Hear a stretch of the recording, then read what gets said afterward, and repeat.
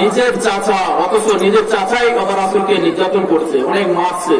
এই ইসলামের দাওয়াত, দ্বীনের দাওয়াত দিতে যে সে রাসূল আমার দুনিয়াতে আসার পরে যখনই দুনিয়ার মধ্যে চলে আসলো, সাথে সাথে আবুল আহাব 10টা উট কুরবানি দিয়ে সবাইকে বিলিয়ে দিল।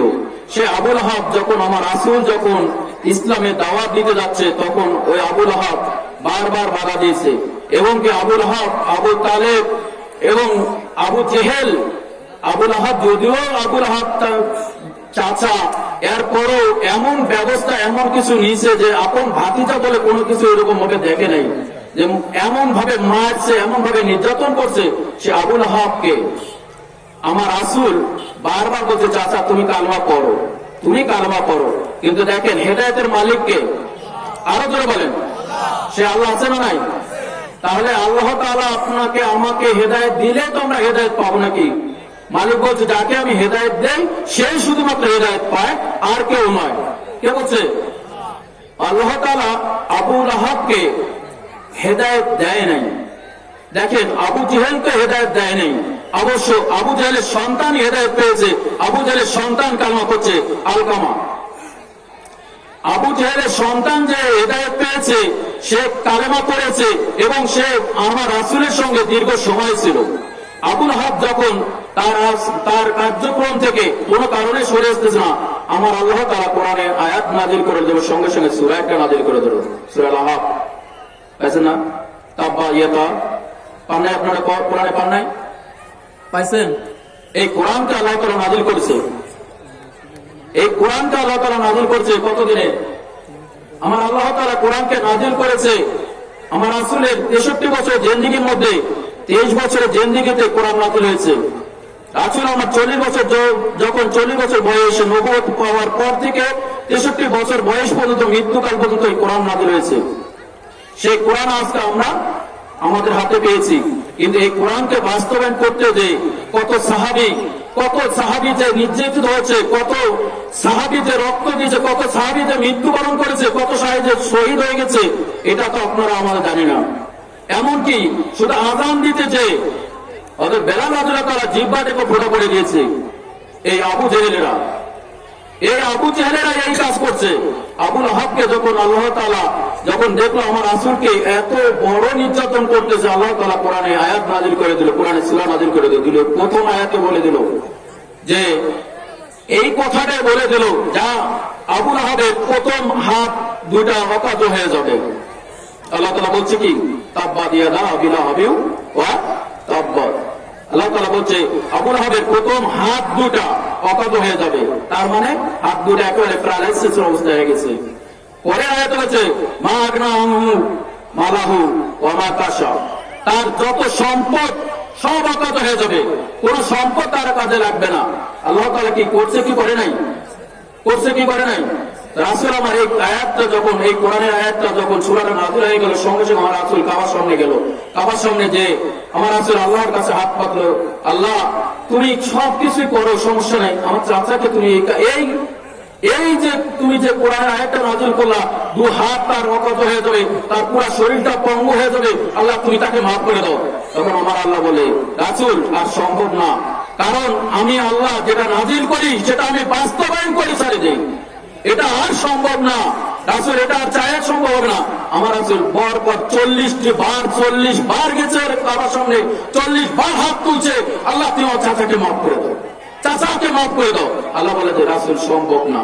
তারপরে তাকে জাহান্নামে যে পাঠায় দিবে সেটাও আল্লাহ তাআলা কোরআনে এই সূরার মধ্যে নাযিল করে দিল। দেওয়ার পরে বললো যে আর কোনো সম্ভব না। আমার রাসূল আরো যাওয়ার পর আরো হাত তুলে, আল্লাহ তুমি মাফ করে দাও, আমার চাচাকে হেদায়েত দাও, তুমি হেদায়েত দাও, তুমি হেদায়েতের মালিক, তুমি, আমি জাস্ট রাস্তা দেখাই দেই মানুষকে, তুমি হেদায়েত দাও। তখন বলতেছে হেদায়েত তো দেওয়ার মালিক আমি, হেদায়েত দেওয়ার মালিক আমি, আবার হেদায়েতকে দিবে কাকে সেটাও আবার নির্ধারিত করে আমি। কে করে? আপনি সারাদিন নামাজ পড়বেন, আপনার নামাজ কবুল হবে কিনা সেটা আপনি বলতে পারবেন? বলতে পারে কে? ওই মালিক বলতে পারে, যে মালিক আপনাকে আমাকে দুনিয়াতে মধ্যে নিয়ে আসছে। তো হেদায়েত দেওয়ার মালিক উনি, তো ওনার কাছে চাওয়া লাগবে আমাদের কিভাবে আমরা নামাজ পড়বো, প্রতিদিন 5 ওয়াক্ত নামাজ পড়বো ঠিক সময় মতো। যদি নাও পারি নিজে নিজে, অন্তত পাশে যে জুম্মা আছে মসজিদ আছে, মসজিদে যাব, 5 ওয়াক্ত নামাজ পড়বো।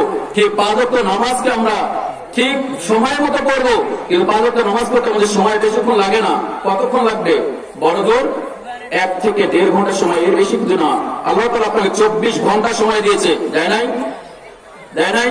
আল্লাহ যে খালাকাল মাউতা ওয়াল হায়াতা লিয়াবলুয়াকুম আইয়ুকুম আহসানু আমালা। ও বান্দা, আমি তোকে দুনিয়াতে পাঠাইছি একটা মায়ের পেটে। কিভাবে পাঠাইছি জানিস না বান্দা? আমি একটা নাপাক পানি দিয়ে তোর মায়ের পেটে পাঠাইছি, ওখান থেকে তোকে হাড় মাংস সবকিছু আমি তৈরি করে দুনিয়াতে পাঠাইছি। এবং যখন তোকে আমি দুনিয়াতে পাঠাই, পাঠানোর আগে তুই তোর মায়ের পেটে লাথি দিছিস। এবং তোর যখন বয়স, তখন মোটামুটি তোর মায়ের পেটে থাকা অবস্থায় 6 মাস থেকে 8 মাস বয়স, তখন তুই কি পরিমাণ লাথি দিছিস তোর ওই মাটা শুধু জানে, এই কেসে কেউ জানে না। আর আমি আল্লাহ জানি তার মায়ের কতটুকু কষ্ট পেয়েছে। কে? মা জানে না? তো মা যখন একটা সন্তান লাথি দেয়, সঙ্গে সঙ্গে মা কিন্তু পেটটা চিপে ধরে, অন্তত খাওয়ার প্লেটটা রেখে দিয়ে আসে, উঠে দাঁড়ায়। দাঁড়ার পরে বলে, স্বামী যদি পাশে থাকে তার স্বামীকে বলে না যে আমার ব্যথা লাগলো। মা কিন্তু উঠে দাঁড়ায় বসে থাকে। বসে থাকার পরে কিছুক্ষণ পরে হয়তো খাবারটুকু শেষ করে আল্লাহ তাআলা বলে, বান্দা আমি ওই যে তুই মায়ের পেটে যখন থাকলি তখনও আমি তোকে খেলা দিছি। কে খেলা দিছে? পেটের মধ্যে খেলা দিল কে? আল্লাহ।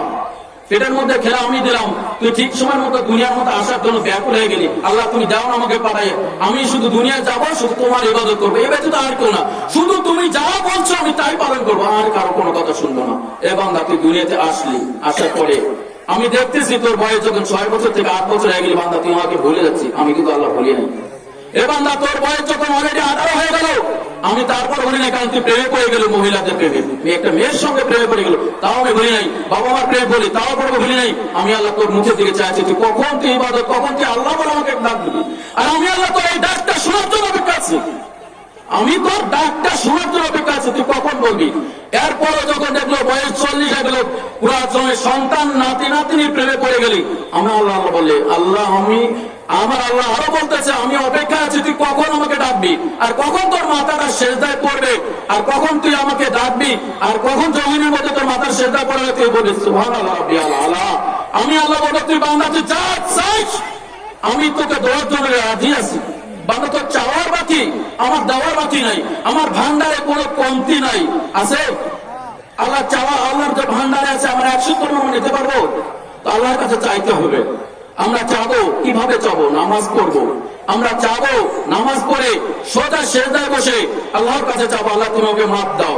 আর আল্লাহ তাআলা জন্য মাফ পড়ার পরে তাই না, আমাকে আল্লাহ তুমি সঠিক হেদায়েত দান করো, আমি দ্বীন এবং ইসলামের প্রতি সঠিকভাবে যেন পালন করতে পারি। আল্লাহ তুমি এই তৌফিকটুকু আমাকে দান করো। তো তখন আবুল আহাব কিন্তু, আর কিন্তু আমি কি শর্ট করে দেবো, আবুল আহাব কিন্তু পারলো না। আবুল আহাব কি পাইছে? হেদায়েত পাইছে? আবুল আহাবের মৃত্যুর সময় মুহূর্তে যখন সংকট চলে আসছে, তোর হাত পা অকাজ অবস্থায়, এমনকি তাফসীরের মধ্যে আসছে যে তার পুরো শরীরটাকে পছন্দ হয়ে গেছে। এরপর আমার রাসূলকে বলল, আল্লাহ ইয়া রাসূলুল্লাহ আপনি ওখানে যাইয়েন না, আবুল আহাবের পাশে যাইয়েন না। আমার রাসূল বলে, আল্লাহ আমার তো চাচা হয়, আমার চাচা হয়, যে চাচা জন্মের পরে 10টা উট শুধু দিয়েছে, তাই না কুরবানি। আমার এই চাচা তার বাড়িতে যে বান্দি ছিল তাকে সব খালাস করে দিয়েছে আমার জন্য, দুধ খাওয়ার জন্য। সে দুধ মা হিসাবে আমাকে নিযুক্ত করে দিয়েছে ওই বান্দিকে, আমার সেই চাচা। তখন যখন আমার চাচাকে তুমি তো এইভাবে নিয়ে যাচ্ছ, আমাকে দেখার জন্য তৌফিক দাও। আমার রাসূল যখন রওনা দিল, এমন সময় জিবরাইল আলাইহিস সালাম সামনে এসে গেল। জিবরাইল বলতেছে, ইয়া রাসূলুল্লাহ আপনাকে এখন যাওয়া যাবে না, আপনাকে নিষেধ করে দিয়েছে। তখন জিবরাইলকে বলতেছে, জিবরাইল তোর তো চাচা নাই, তুই চাচা সম্বন্ধে কি জানবি? তোর চাচা নাই, তুই চাচা সম্বন্ধে কি বুঝবি? তো জিবরাইল বলতেছে, ইয়া রাসূলুল্লাহ আল্লাহ তাআলা নিষেধ, আপনাকে এখন যাওয়া যাবে না। আমার রাসূল তখনও যে বলতেছে, চাচা তুমি কালামাটা পড়ো, চাচা তুমি কালামা পড়ো, তুমি সবকিছু বলার দরকার নাই, তুমি শুধু এতটুকুই বলো লা ইলাহা ইল্লাল্লাহ, বাকিটা আমি ম্যানেজ করে নেবো চাচা। তখন আবুল আহাব বলে, ভাতিজা তুই আমার সামনে আসছিস, এটাই তোর বিশাল বড় সৌভাগ্য। যখন আমার রাসূল সঙ্গে সঙ্গে একটা চুমা দিল, এই চুমাটা কোফালে দেওয়ার কারণে আবুল আহাব মনে মনে বলতেছে, আমি যদি তো বেঁচে থাকতাম, আবার আমি যদি সুস্থ থাকতাম, তাহলে তোর এই কোফালে চুমোটা ধরে যতটুকু দিছিস, সঙ্গে সঙ্গে বলে নাউযুবিল্লাহ, যতটুকু জায়গা দিছিস আমি ততটুকু জায়গা কেটে ফেলতাম। নাউযুবিল্লাহ, এত বড় নিমহারাম যে আমার রাসূলকে পাওয়ার পরেও সে চুমাটা দিলে এই চুমাটা দেখা বলে সে কেটে ফেলবে। আমার রাসূলের চুমো মোবারক, আমার রাসূলের ঠোঁট মোবারক যেখানে লাগে তার সৌভাগ্য। আমার রাসূলের মুখ দিয়ে আমার রাসূলের চোখ মোবারক, আমার রাসূলের চেহারা যে দেখে তার ক্ষুধা লাগে না, আমার রাসূলের চেহারা যে দেখে তার ক্ষুধা লাগে না, আমার রাসূলের চোখ দিয়ে নূরে জ্বলতে ধরে, আমার রাসূলের চোখ ঠোঁট মোবারক দিয়ে নূরে জ্বলতে আসে। সেই রাসূলের উম্মত আমরা কোন রাসূলের উম্মত? আমরা শেষ নবীর উম্মত। আমরা শেষ নবীর উম্মত হিসেবে দুনিয়াতে আসতে পারি, খুশি না বেজার? খুশি না বেজার? তো আমরা সেই রাসূলের উম্মত। আমার রাসূল বলছে আমার উম্মত দিনে 5 ওয়াক্ত নামাজ পড়বে জমিনের মধ্যে। আর আমি রাসূল এই যে সকালবেলা, এই যে আমাদের সারা দিনের মধ্যে আমাদের কাছে ফেরেশতা নিযুক্ত করা থাকে, ফেরেশতা থাকে, রাতের বেলা ঘুমায় তারপর ফেরেশতা থাকে। দেখেন একটা ফেরেশতা আপনি রাতের মধ্যে ঘুমাইছেন 1 করোটে, আমার আল্লাহ তাআলা ওখানে ফেরেশতা নিযুক্ত করছে 2 জন। যা আমার বান্দা ঘুমাচ্ছে রাতের বেলা 1 করোটে থাকলে হয়তো শরীরটা পুরো ব্যথা হয়ে যাবে, এই ফেরেশতা তুমি ওখানে যাও, এবং ও যখন ঘুমাচ্ছে ঠিক ঘুম থেকে যখন একটু নড়াচড়া করতে যাবে তুই আস্তে করে কর্ডাই দিবি। কে কর্ডা দিবে? সেটা নিযুক্ত করছে কে? দেখো আমার আল্লাহ কত বড় নিয়ামত দিয়ে দিছে যে ফেরেশতা দিয়ে মাধ্যমে তাকে কর্ডাই দেয়, এপাশ থেকে পাশ কর্ডাই নিয়ে সারা রাত শেষ করে যখন বলে ফজরের নামাজটা হয়ে গেছে, যখন ফজরের নামাজের সময় হয়ে গেল তখন বলতেছে দেখ হয়তো ফজরের নামাজটা পড়ে নাই, তার সারাদিনে কাজ কাম করছে, সে ফজরের নামাজটা পড়ে নাই, জোহর পর্যন্ত অপেক্ষা কর। ফেরেশতাদেরকে বলে জোহর পর্যন্ত অপেক্ষা কর। জোহর যখন শেষ হয়ে যায় তখন বলে আসর পর্যন্ত অপেক্ষা কর। আসর যখন শেষ হয় তখন বলে মাগরিব পর্যন্ত অপেক্ষা কর। মাগরিব যখন শেষ হয় তখন বলে যে এশার পর্যন্ত অপেক্ষা কর। যখন করে না, আল্লাহ তাআলার ফেরেশতা নিযুক্ত করা আছে। এই যে ফেরেশতা সকালবেলা একটা কাগজ নিয়ে যায় আমার রাসূলকে দেয়, আমার রাসূল বলে যে না এটা আমার উম্মত হয়তো এখন কাজ করছে, যা পরবর্তী পড়বে। যখন আসরের সময় একটা কাগজ যায়, দরখাস্ত চলে যায়, ইয়া রাসূল আপনার উম্মত কিন্তু নামাজ পড়ে নাই, তখন আমার রাসূল কাগজ 2টাকে ভাঁজ করে নিয়ে রেখে দেয়। আমার রাসূলের সই ছাড়া সোমবার আর বৃহস্পতিবার সই ছাড়া কোন উম্মতের কাগজ, কোন উম্মতের কোন কিছুই আমার আল্লাহর আসমান পর্যন্ত যায় না। আমরা সেই রাসূলের উম্মত। কি আমরা রাসূলের উম্মত হয় কি খুশি না বেজার? আমরা সেই রাসূলের উম্মত যে রাসূল আমাকে শুধু এতটুকু বলে না, কিয়ামতের মাঠে আমি আমার উম্মতকে একটা উম্মতকে জাহান্নামে ফেলে দিয়া আমি রাসূল জান্নাতে প্রবেশ করতে পারবো না। একটা উম্মতকে জাহান্নামে ফেলে দিয়ে আমি রাসূল জান্নাতে প্রবেশ করতে পারবো না। এবং কি কিয়ামতের মাঠে 4টা বিবি হবে, সে 4টা বিবি মা আসিয়া যখন একই কথা বলবে, মা মারিয়াম একই কথা বলবে, নবী আপনার উম্মত না আমার সন্তান, আমি মা কিভাবে জান্নাতে প্রথম গেটে প্রবেশ করব? আপনার উম্মতকে ফিরে দেয় আমি জান্নাতে প্রবেশ করব না। আপনার উম্মতকে নিয়ে আমি অবশ্যই জান্নাতে ঢুকে যাওয়ার পরে আমি মা আপনার সঙ্গে, আমি মা আপনি রাসূলের সঙ্গে আমি বাসর করবো, এর আগে কোনো বাসর করব না। আমরা সেই রাসূলের উম্মত, আমরা সেই রাসূলের উম্মত। আমার মাও পাইছে সেই রকম, মা মারিয়ামকে পাইছে সেই রকম, মা আসিয়াকে পাইছে সেই রকম।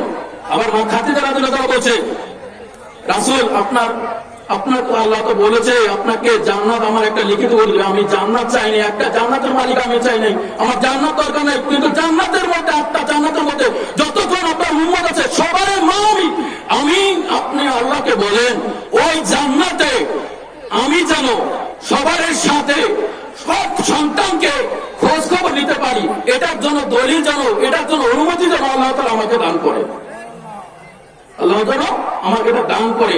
আমি সব উম্মতের খোঁজ খবর নেবো। আমি তো মা, আমি দুনিয়াতে সন্তানদেরকে দেখে আসতে পারি নাই, কিন্তু জান্নাতে তাদেরকে দেখবো তারা কেমন, আমরা সেই মায়ের সন্তান।